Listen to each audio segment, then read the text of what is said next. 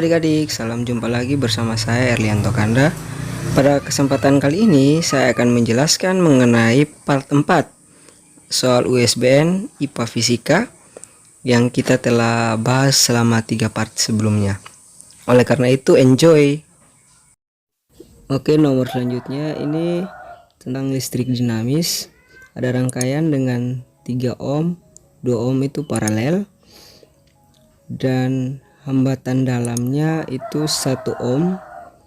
Di sini ada hambatan dalamnya 1 ohm yang nanti akan kita buat seri.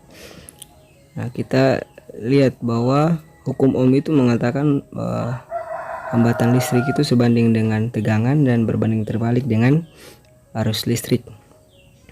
Itu dikatakan oleh hukum ohm.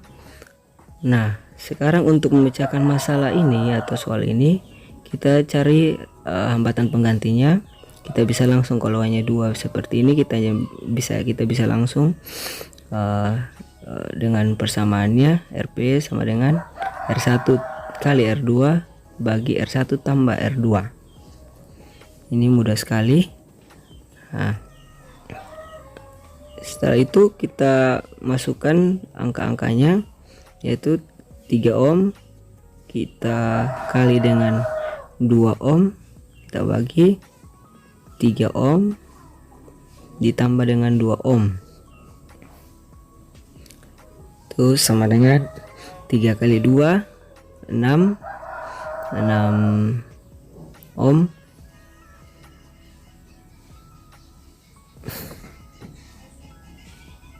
nah 3 tambah 2 itu 5 ohm. Nah, itu kita bisa coret sisa 6/5 ohm.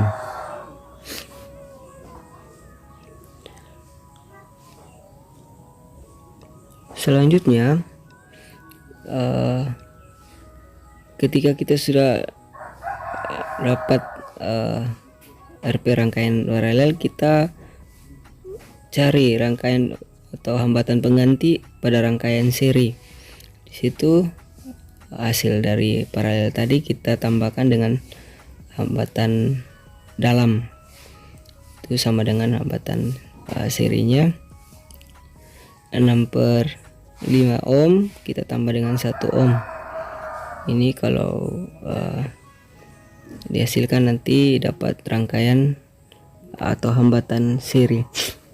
Nah, kita harus perhatikan bahwa ini kita bisa samakan penyebut dengan 5 ya, penyebut yang sudah ada. Itu sama dengan 6 tambah 5/5 sama dengan 11/5 ohm. 11/5 ohm kalau kita bawa ke desimal itu kira-kira 2,2 ohm lah.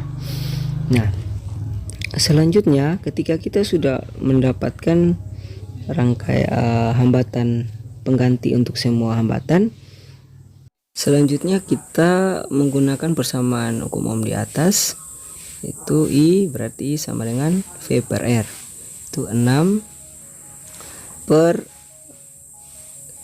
hambatan penggantinya itu 11/5 ohm. 11/5 ohm.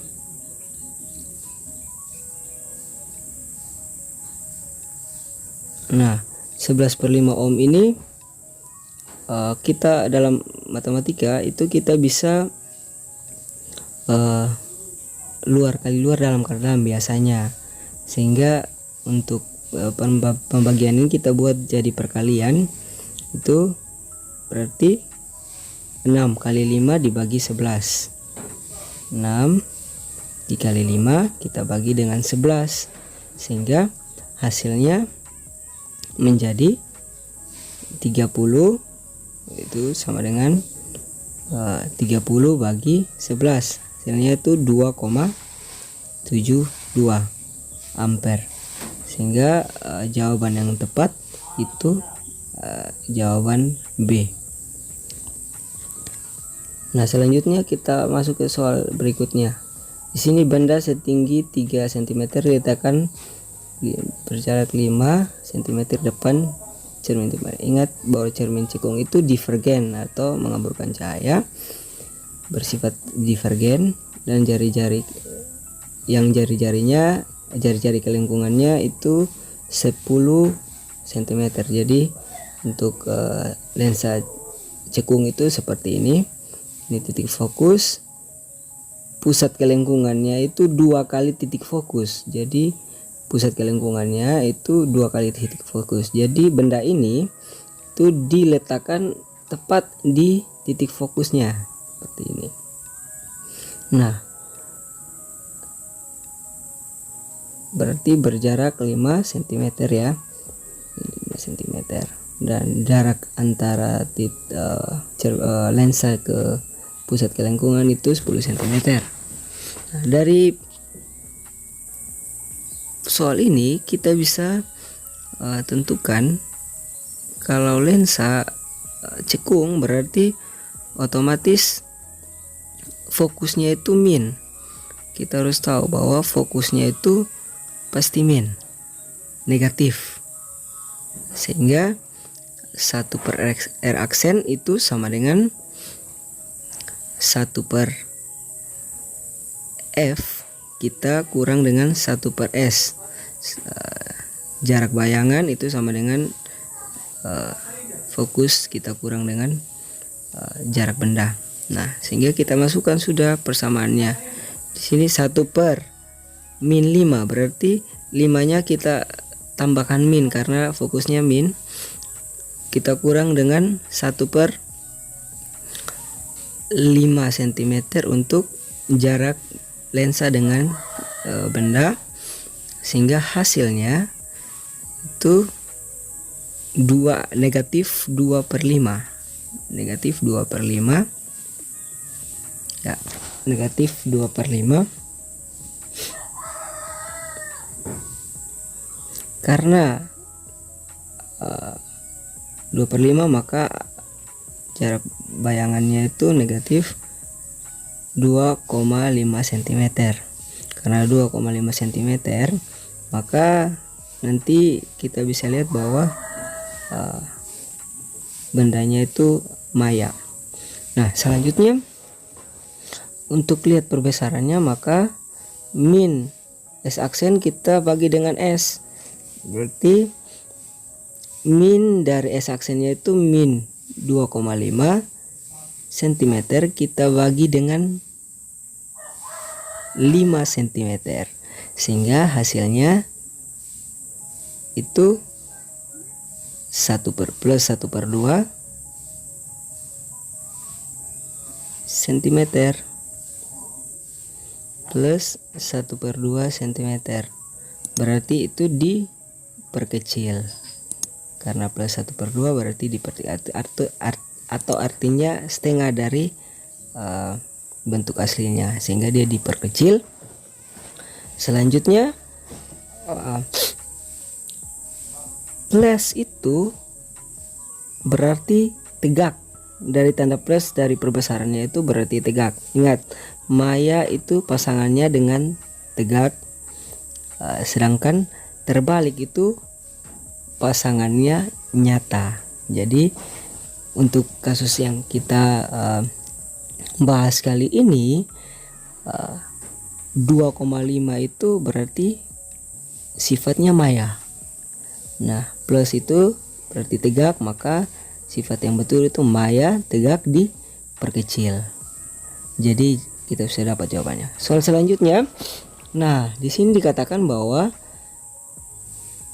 jarak yang ditempuh benda selama 10 detik dari grafik di atas.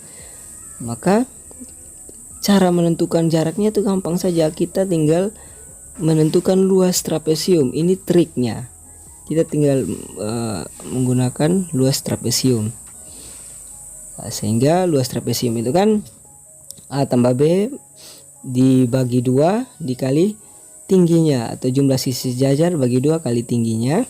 Sehingga kita lihat sisi sejajar di situ, karena sampai detik ke-10 saja, maka kita lihat hitungannya sampai detik ke-10.